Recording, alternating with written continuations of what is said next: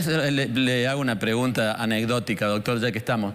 Dentro de la saturación de los equipos de salud, están ustedes que tienen que contestar preguntas desde hace un año, todos los días, todos los medios del país, ¿no?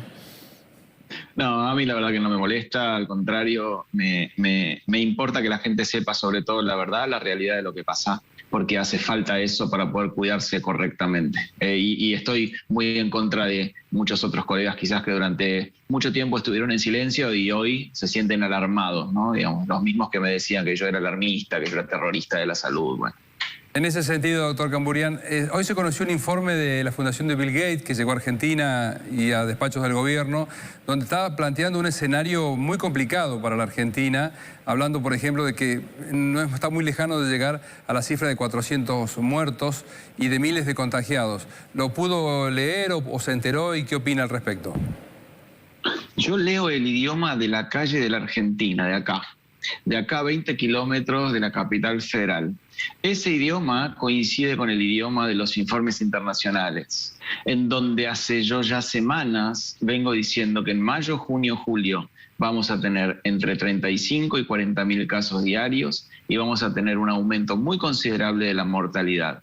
Vamos a vivir una pandemia que no habremos vivido el año pasado, es diferente, muy diferente, porque tenemos un germen diferente, no es el mismo germen, porque no tenemos vacunas aplicadas en los brazos de los argentinos suficientes para contener esta ola que está comenzando y porque no hay ninguna estrategia sanitaria adecuada que pueda contener la ola de contagios.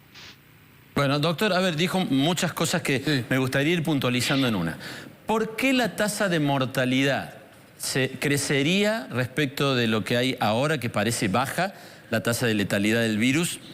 ¿Por qué crecería si supuestamente, está bien, es correcto que las vacunas son insuficientes, pero el año pasado no había ninguna vacuna? ¿Por qué crecería? Ya, hoy tenés un número de 20.000 contagiados. Ese número va a seguir creciendo considerablemente. Vas a tener camas ocupadas y las vas a tener más ocupadas que el año anterior, porque al crecer la cantidad de contagios va a crecer la cantidad de gente que necesita asistencia. Cuando se ocupa la última cama de terapia intensiva, el vaso empieza a desbordar a un volumen mucho más grande del que venía desbordando. Esto es lo que pasó en Brasil, por ejemplo, en donde se te ocupa la última cama y después empezás a ver la gente que hace cola esperando una cama. Esperemos esperemos no ver eso, por supuesto, pero son cosas que pueden suceder. Cuanto más disparos vos pegás, seguramente más víctimas vos vas a poder tener.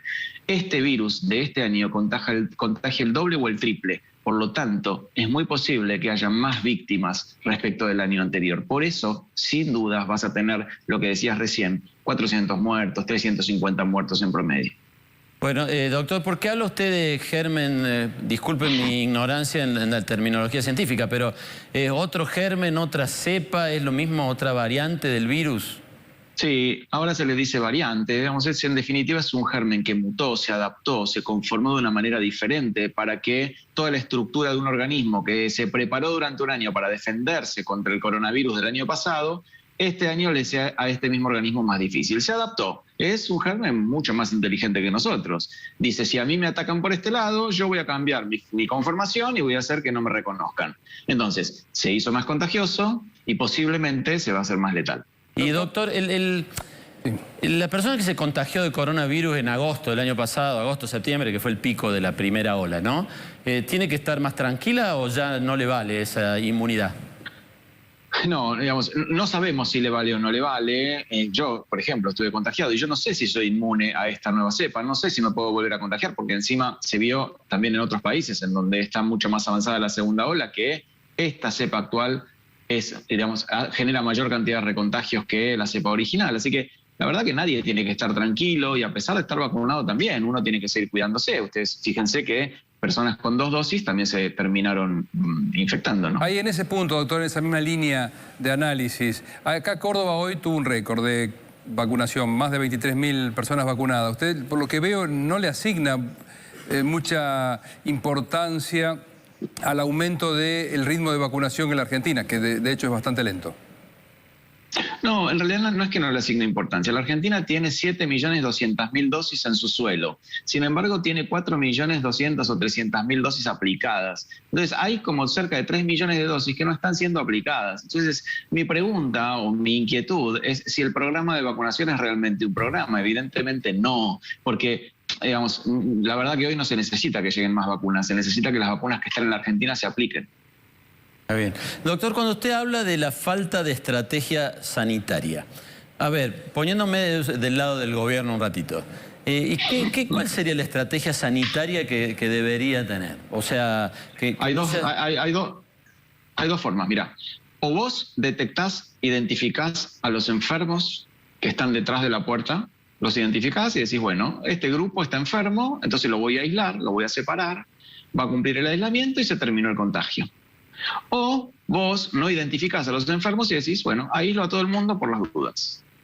La segunda opción es una opción inválida hoy en la Argentina porque definitivamente va a, digamos, poner en jaque la autoridad y la credibilidad de esa medida. No podés aislar a todo el mundo por las dudas o para evitar el contagio de esta forma. Por eso mismo, insisto yo, que la estrategia sanitaria que hay que implementar tiene que ser dual.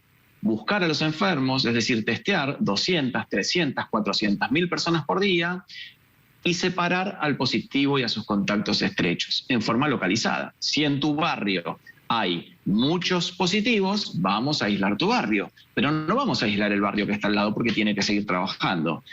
De la misma forma en manzanas, en barrios, en localidades, en ciudades o en pueblos. Pero una sola estrategia, que es la del aislamiento generalizado, no funcionó y fue reconocido que no funcionó y no va a funcionar nuevamente. Ahora, la madre de los pecados, llamémosle así, ¿no? El error no se cometió el año pasado cuando equiparamos, como dijo usted, aislábamos a todos, enfermos, no enfermos, asintomáticos, presintomáticos, sanos, todo el mundo aislado, todo el mundo adentro, todo el mundo sin trabajar. Valía lo mismo el alcohol en gel que el barbijo o no valían nada y después empezaron a valer. Las estrategias eran exactamente igual de cuidarse a hablar con una persona que de tocar las bolsas del supermercado. Toda esa información que se dio de manera confusa, que nos llegó de manera confusa y exagerada, ¿no estamos pagando los platos rotos de todo eso?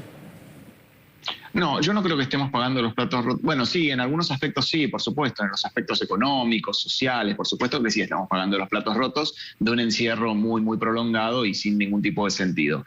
Pero el nivel de contagios que tenemos hoy no tiene que ver con el fracaso del encierro del año anterior. El nivel de contagios que tenemos hoy tiene que ver con, insisto, la falta de estrategia de testear y de buscar a los enfermos de manera proactiva. Hoy un enfermo tiene que ir a un lugar a buscar si es enfermo o no. Y la estrategia tiene que ser al revés. El sistema de salud tiene que ir hacia el enfermo, no el enfermo hacia el sistema de salud, porque si no ahí la estrategia fracasa. Doctor, bien, le agradecemos, muchas gracias, muy amable. Gracias a ustedes.